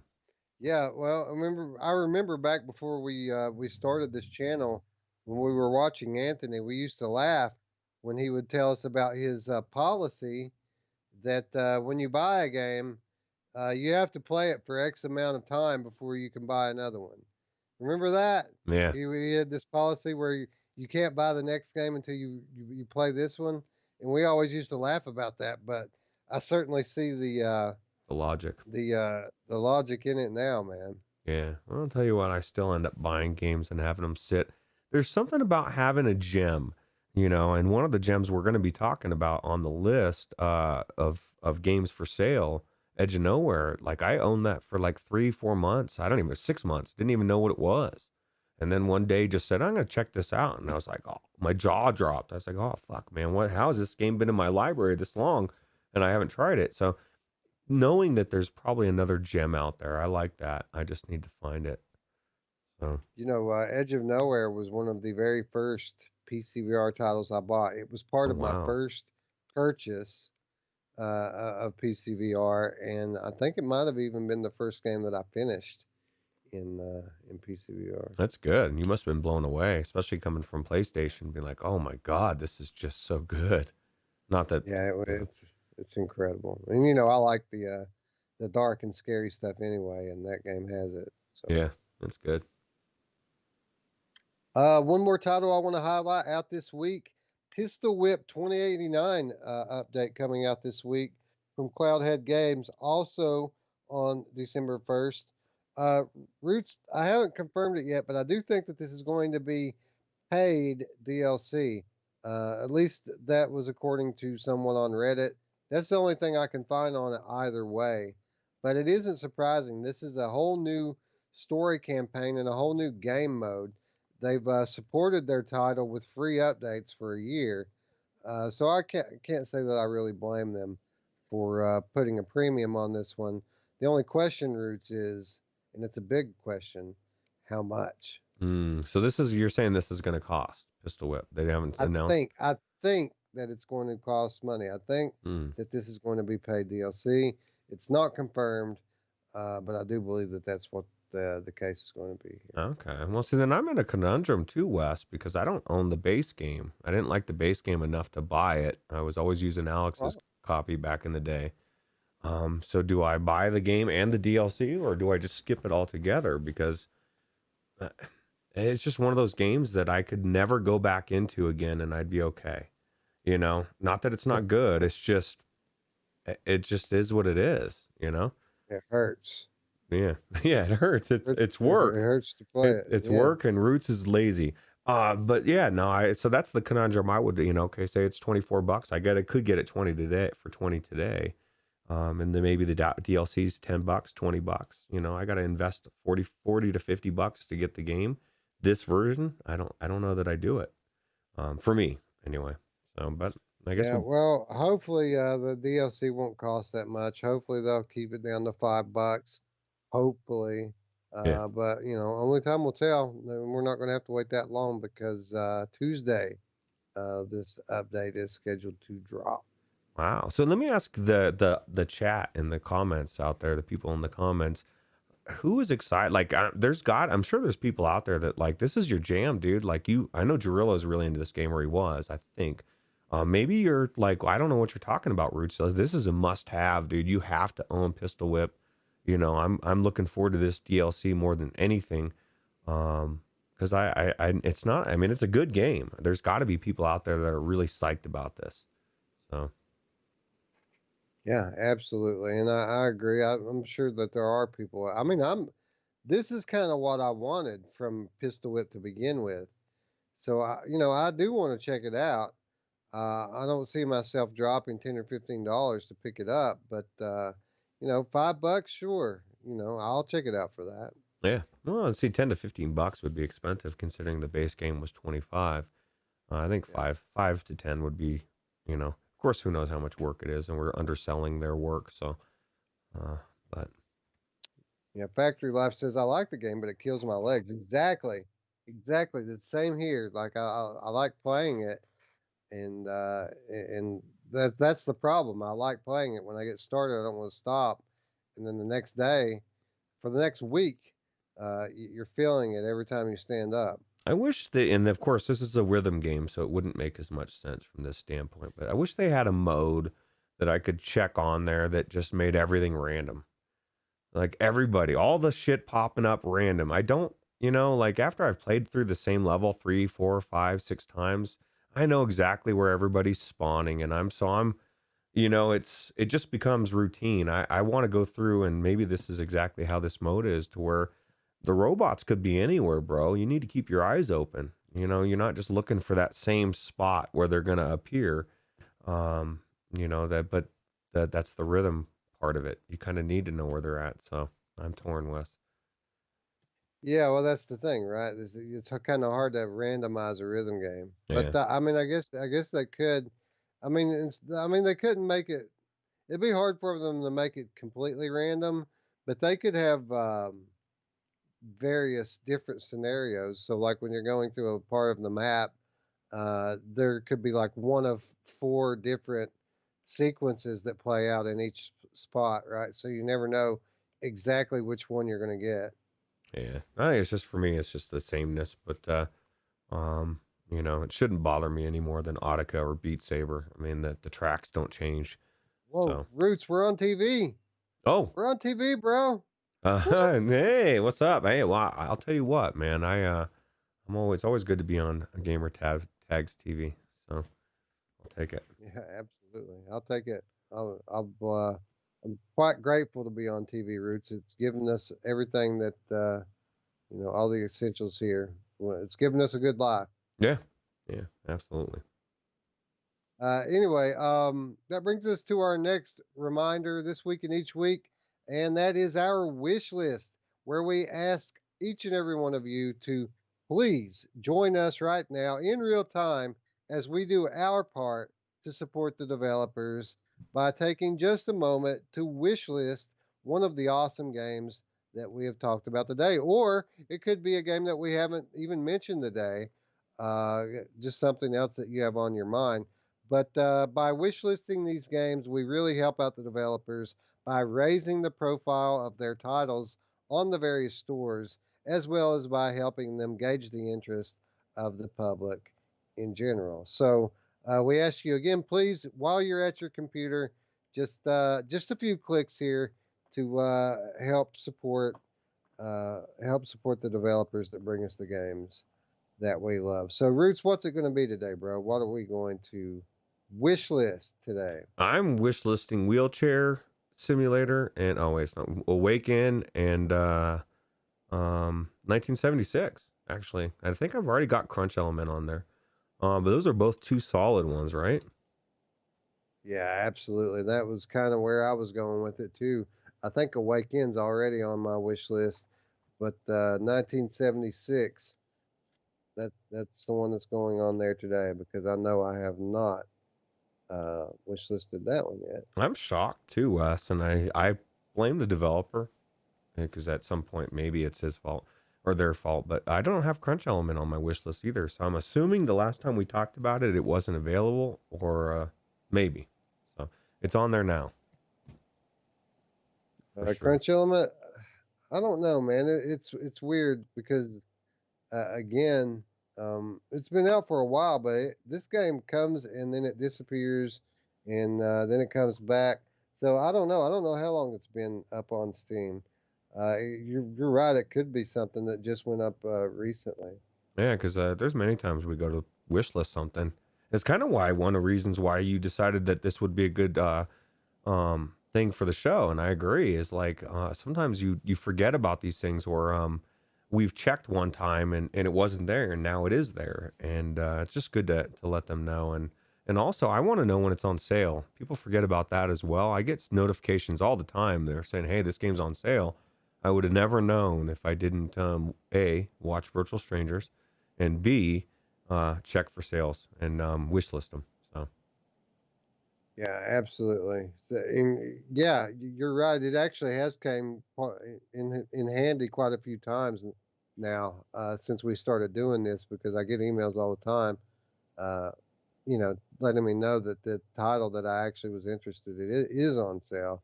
And if you're like me, you don't really buy this stuff unless it's on sale. So it has been quite helpful. yeah, I keep going back and forth, Wes, of Boneworks, man. I want to buy that on sale. I just don't have the money right this currently to buy it on sale. But it ends in 2 days. So I got to make a decision, Yeah. Wes. So, the good thing is I didn't hear you were breaking up. Was there a specific game you're talking about? Boneworks. It's $23 or Boneworks. whatever. Yeah. It's just one of those titles I don't have access to anymore, but I want to have access. There's like maybe two or three. Um, so I probably will end up buying it. So Yeah, I could see where it would be tough going without Boneworks. So that's a game that's always a good litmus test for your hardware. Like if you're trying out a new update to say virtual desktop or trying out the link cable. It's always because that's probably it might be the most immersive game I've ever played.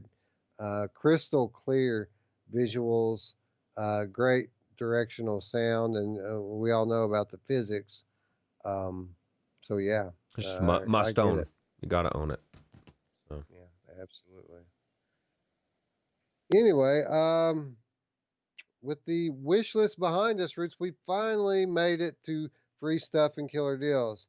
And we're going to kind of, we're not going to stop and talk about every title here, or else we'll be here for 3 days. And I got to go to work here in about 15 or 20 minutes.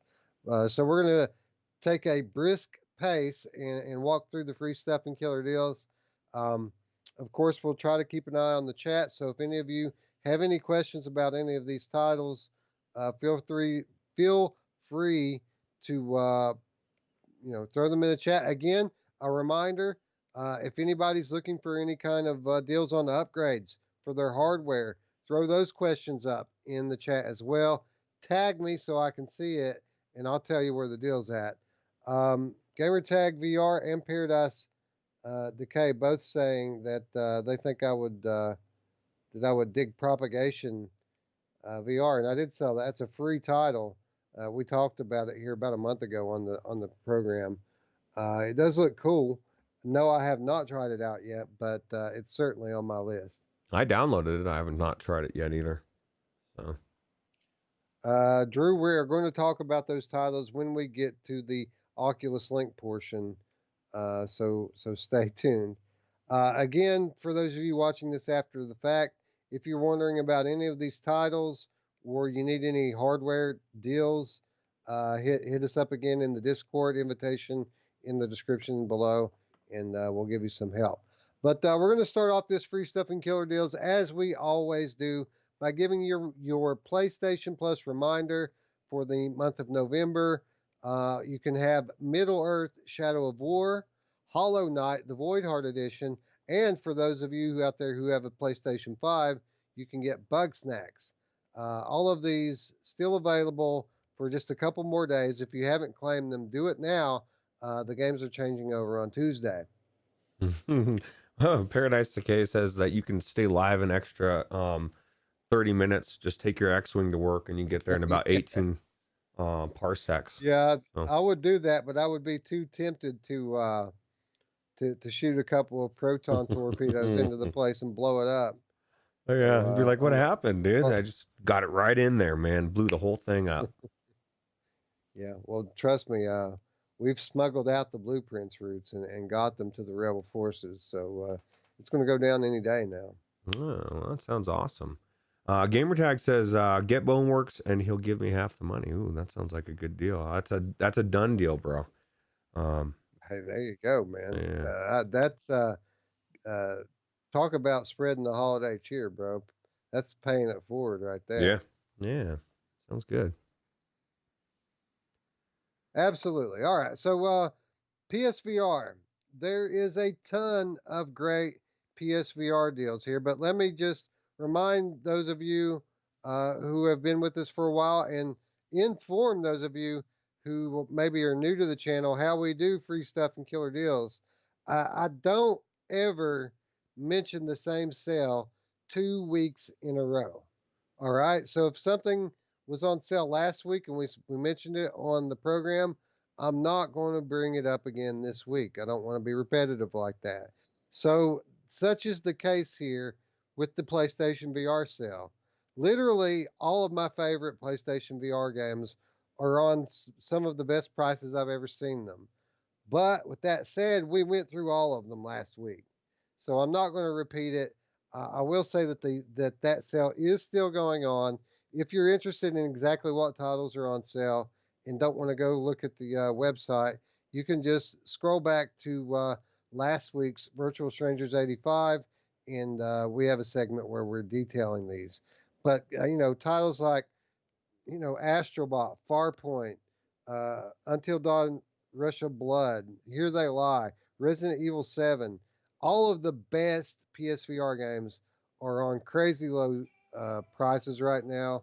And if you guys need to bolster your library, there's never been a better time to do it than right now. You know what's funny, Wes, is you were saying you weren't going to go over any of those games again, which this first that I heard, and that actually makes a lot of sense. But I thought the same way because I didn't pull any of those scenes either. I was just thinking we already just went over those. So how awesome is it that great minds you really do think alike? So Yeah, we don't tell people about the same sale 2 weeks in a row. Also, something else that you all need to be aware of, I won't keep bringing up the same game across different platforms. So, for example, if, say, like Thumper is on sale on the Oculus store, and then it's also on sale on Steam, and it's also on sale on PlayStation, I'm not going to keep bringing it up. The fact is that most of these multi-platform games, if they're on sale on one platform, they're probably on sale on all of them. So if you hear me mention it on any of these and you're saying, damn it, I wish that was the case on my platform, go check it out. It probably is on sale on your platform too. yeah, and if you really want to know, the best way to know is to look at the Patreon notes because they've got all those listed notes in there, very detailed of all the sales, right? So Yeah, well, that's kind of one of the things that, we give all our patrons access to our weekly show notes. And most of it, most of my stuff's copied and pasted from Upload VR, from VR Focus, from a couple of other VR news websites. But when you get to the end and you get to the reminders, this is all stuff that I've done by hand. So I feel like it's one of the things that really uh, adds the most value to getting these notes is the free stuff and killer deals each week. Something that I completely do on my own. And yeah, I feel like you're exactly right. I feel like a lot of the value of our weekly show notes is the free stuff and killer deals. yeah, I agree. All right, Andrew Kiro's checking in, digging the background as well. I Yeah, had two to choose from. I'm glad I picked this one. People seem to like it. I'd love to watch you take off right now. That'd be awesome. Anyway, the Epic Game Store free game this week is a game called Mud Runner. It's an off-road flat game. Absolutely free, and free's free, right? Yeah, I haven't checked out my Epic games this week. I need to check them out. There's also a Black Friday sale going on the Epic Game Store, just like everywhere else. Tetris Effect, $24. Roots, I mean, wouldn't be a Virtual Strangers episode if we didn't come up with some excuse to talk about Tetris Effect, right? Yeah, well, especially with I just watching it and just blown away how the particle effects, man. This is definitely a no-brainer. And then one of the biggest gripes about this game was the cost. Well, now you can get it for $24, right? So Can't beat that. yeah, One of absolutely. the better VR mods that came out this year, the Outer Wilds Roots, $16 on the Epic Game Store. Yeah, I need to get back into that. That's actually a really good deal. Yeah, and I installed that one right before I sold my graphics card out of my computer. So it's ready to go, Roots. I never have booted into it yet, but I've got it ready to go with the mod installed and everything. It's perfect for you, Wes. It was almost too much for me because it is absolutely 100% a puzzle game. There's a lot of shit going on in there, and I felt overwhelmed in the first day. So I think you'll be right in there, right on the right in the swing of things. VR Spry guy saying, "Where is Jim?" We're talking about Jim Hall's favorite game, and he's not here to comment on it.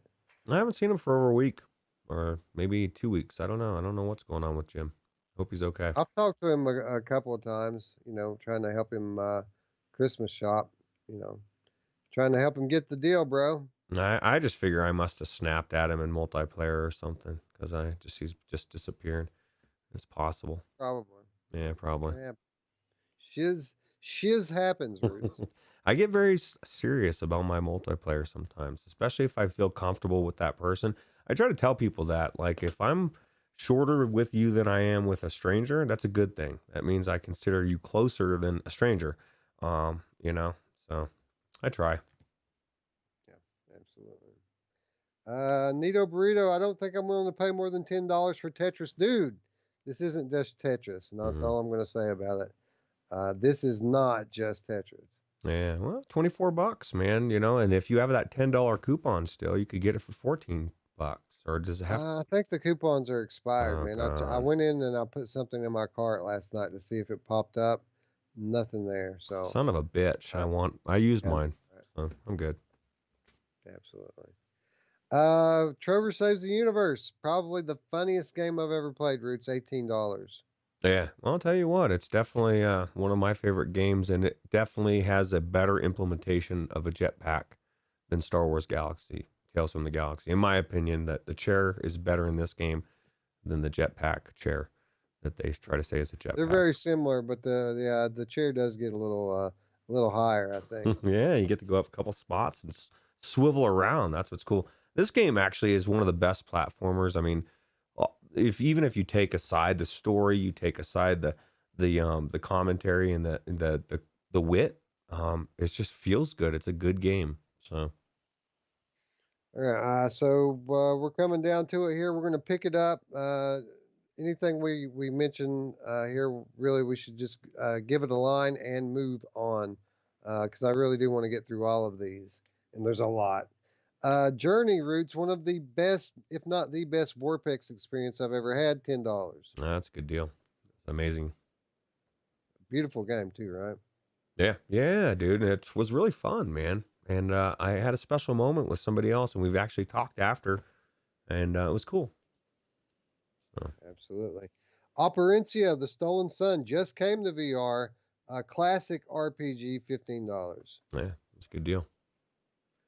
Paper Beast, another beautiful game and a very unique experience, a steal at $12. That is a steal. Yeah, I think that's definitely $12 all day. Absolutely. So those were all deals from the Epic Game Store. So we're not even into the VR stores yet, but you'll be able to certainly access the VR mode of any one of those games if you pick it up from Epic. So Yeah.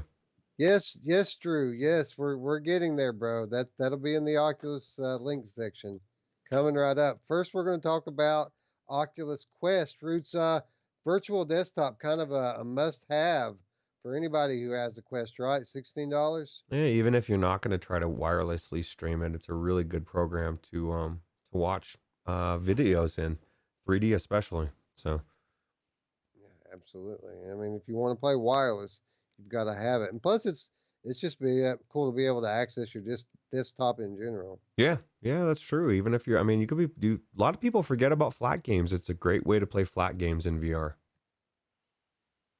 11 table tennis. Pretty much the consensus best ping pong game in VR. $16. Ping pong. I haven't Ping played that. pong. I haven't had a chance to say that for a while. I need to play that. I haven't played 11 table tennis for a long time, and it was good when I played it. So, Yeah, this is the one title that's actually. I'm spent. I don't have money to buy games right now. I've bought so much hardware. But this is the one that's really got me thinking hard because I don't have this. I know I have shared copy of it, but it's a multiplayer game. You need to have your own copy. And plus, I want it on Quest, and it's $16. So huh, this is the one that's really tempting me. it's a good deal.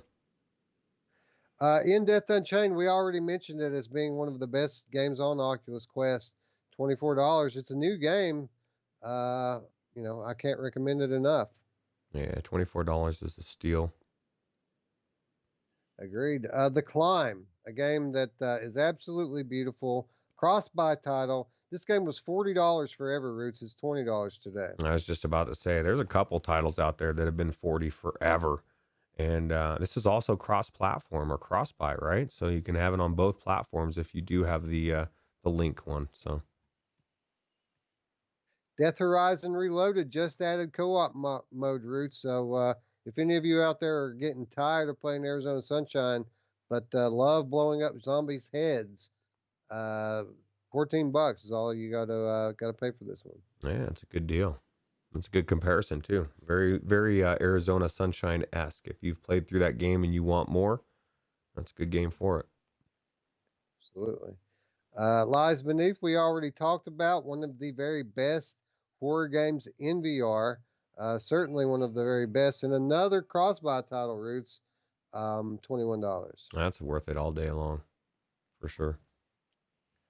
Journey of the Gods, a very underrated game in my opinion. A lot of people wrote it off because it was the first big example of questicle graphics, but very, very fun gameplay and some of the best audio design I've ever seen in VR. $21 and worth it all day. I feel like I need to go back into that, Wes, because you and Alex and everybody said the same thing, and it never really grabbed me like it did everybody else. So, yeah, I highly recommend it. And it gets better as it goes. And one level is different from the last level. Like it's really cool and it's a lot of fun. yeah, cool. Down the Rabbit Hole, a cool game, an enchanting story, and a surreal environment. $14. Yeah, it's worth that all day. Roots' Baby, Audica, cross-buy, $20. Can't beat that. Yeah, you know what can beat that? I don't like this trailer, Wes. I'm just gonna throw it out there. I feel like the angles that they picked for it were bizarre. Like you can't even see the notes. You know what I mean? I don't know. But yeah, it's definitely definitely worth it. I know somebody said they picked it up all recently, right? They said that they just picked this up finally. So Yeah, I'm not so sure, but good for them if they did. Huh? yeah, absolutely. Apex Construct, well, one of the best archery adventures in VR. $13, another cross-buy title. I think that it's hard to pass up. The standalone version for $13. It's Quest 2 enhanced, and it's a lot of fun. Yeah, especially if you haven't played through it and you want a little bit of Batman speak voice, right? It sounds like the guy from that does the Batman. So, yes, it does. yeah. Rush, one of the best multiplayer games in VR, dude. You ever wanted to just jump off a cliff but not die? Well, you can do it with Rush for only $13. Yeah, and race your friends. For There sure. you go. Ninja Legends, Roots, one of those games that we have long speculated is probably better as in standalone. Finally on sale for $13. Yeah, that's a good deal. I need to play that standalone. I have not tried that on my Quest 2 yet. So. Action Pack to wrap up the Oculus Quest segment. We have the Oculus Quest Action Pack, which consists of 3 games, Roots, for $60. So it averages out to about $20 per game. But 3 bangers here, man, in Pistol Whip, Phantom Covert Ops, Trover Saves the Universe. $60. 3 awesome games. You can't go wrong with that. Man, I look at those packs and I wonder, like, some of those packs are like $250, $300, and I'm like, who the hell? I guess if you know, right? I just could never imagine, because I'm there's gonna be games in there I don't want in a big pack anyway. But man, that's a lot. $60 is a good deal for that. But some of those bigger ones were just crazy. Yeah, I agree. Some of the ones on Steam are nuts. Yeah. Alex VR says, I love Apex Construct. It's a good title to sink your teeth into. Agreed, sir. Meow, the Gamer Cat. I love Ninja Legends Standalone. You're not the first person to say that. I liked it on PC. So, yeah, I got to imagine the way that those guys come at you from all directions, probably better as standalone. You know who loves it when guys come at them from all directions, Roots? My mom! Yeah, I heard that about her. I heard the rumor, though. I had to get one in there before the end of before the end of the show. Anyway, that brings us to the Oculus Link store, Roots, and I gotta say, Steam has more titles, but I think Oculus Link Store wins the cake on just the number of quality titles that they have at all-time low prices. Um, and Drew, pay attention. This is what you've been waiting on. This is the section. Super hot, of course. I hate bringing it up. People don't buy it, but it's $12 if you don't have it. Be sure to get it. Lone Echo Roots. Here's one of those that go on sale once a year. Must own title, $20. $20 you said, right? Yeah, Oh, $20. I thought you said sounded like $2 for a second there, and I was like, oh fuck, man, I need to go buy another copy. I already own it, but for $20, there's certain titles out there that everybody watches because they're so expensive, but they're the best of Oculus, and this is one of them, right? So if you can get it for half price, now's the time. Absolutely. And I'm going to skip around here a little bit because I have 5 minutes and I'm not going to get through them all. So I'm going to pick a few of the highlights here. Roots. We just mentioned it. Edge of Nowhere for $5 is a stupid good deal. This is one of my top Wishlist games from Insomniac going to Sony. I hope it comes out on PlayStation because this game deserves a lot more attention than it got. Yeah, it's one of the best games I've played in VR, hands down. Best platformer as well. Wilson's Heart, dude, is only $9. This game has an all-star cast of actors like Rosario Dawson and Michael B. Jordan, just to name a couple. This is one of the best examples of storytelling in VR. It's a nice spooky story and top-notch, AAA level of polish on this title. Kind of a no-brainer at $9, right? Yeah, the story's good too. I really enjoyed it. So. Yeah, it's great. It's one of the few that I've actually played straight through this game. I loved it so much I didn't stop playing it when I started. Yeah, for sure. Defector, dude, a game that is kind of PC's version of Blood and Truth. Not quite on the level of Blood and Truth, but then again has other aspects over Blood and Truth. Like it's not node based. You can go around anywhere you want to in it, and has branching narrative points which do affect the story and your path through the game, giving it some replayability. $10 for Defector, Roots, a steal. Yeah, $20 was a steal. $10 is a no-brainer for sure. Delirium Drew VR says, looks like I'm buying all of them. Yes, Drew, every title that you've asked me about has been a very good title to great. Very good to great. And then when you look at the prices, I mean, pretty much anything that says Oculus Studios on it, you should buy. And because they're all on great deals. For example, Stormland Roots is $20.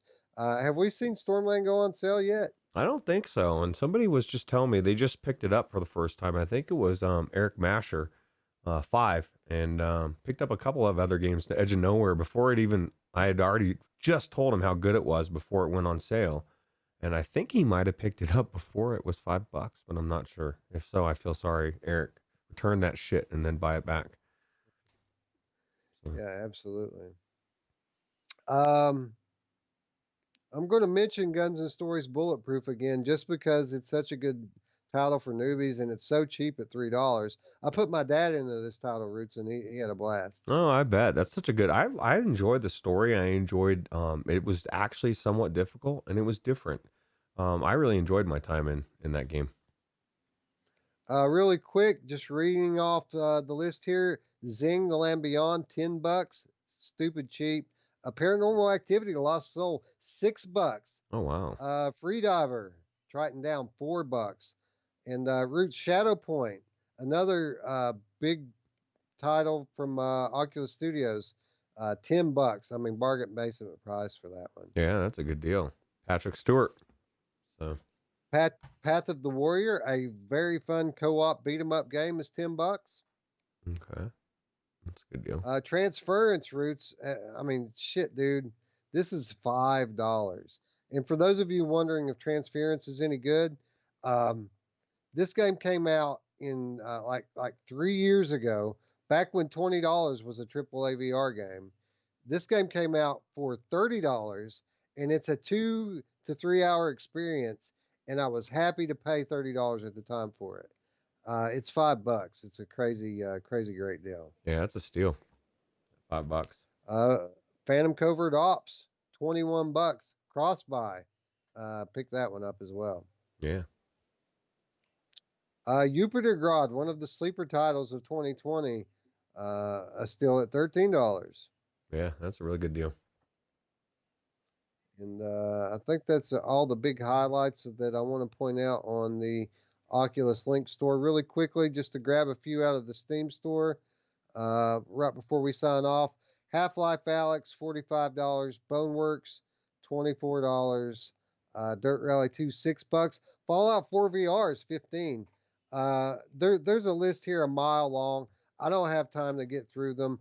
I'm going to post them in just within an hour or two. I'll have them posted up on the Discord so that you guys can go through and see all of the individual deals, because friends, we are out of time. Yep. Now is the time to get these games. So for sure. Yeah, check out the list and enjoy. Absolutely. There are games that are on sale today that are not going to be on sale by Tuesday, and you won't see them on sale again until this time next year. AAA, the best games in VR, they're all on sale right now. If you're new to VR, I would fully support you, dropping down $100, $200 on games right now and just building a library, because the prices are cheap enough to where you can build an extensive library for not very much money at all. Yeah, absolutely. And Drillo says he just got back into Fallout 4 VR, still top 5 best VR games we have, and I agree. It's on the top of my to-do list because I want to try it on the 3080, right? I want to try it with the real powerful GPU behind it to push it. So I'll be getting to it. I'm not going to say I'm going to get to it this week, but within the next month, I'll be going back into this game and checking it out. Yeah, for sure. You got the hardware, bro. I want to hear how good it is and amazing and smooth, buttery smooth. Everybody loves to hear buttery smooth. Coming to a Monday show near you. Yeah. But anyway, dude, there's a lot more great sales to talk about. Did I miss any titles really quickly? If somebody wants to know if we give it a thumbs up or a thumbs down, Chronos. throw it in the chat really quickly, and we'll try to answer you. But with that said, friends, I guess we need to run through the outro, right? Give us the clicks, click all the buttons. Please subscribe if you're new to the channel. Click the bell to keep up with all of our weekly content. Of course, we've already told you about the Discord and the Patreon. Links in the description to those. And what else, Roots? Am I missing anything? Nothing. Just somebody said they were surprised we didn't mention Chronos in the sales, which is an amazing game as well. Definitely must have. I missed that one. Yeah, I missed Chronos. I didn't get that in there. Dude, I could keep going. But I don't have time. With that said, friends, I'd like to thank you all once again for watching. For Roots,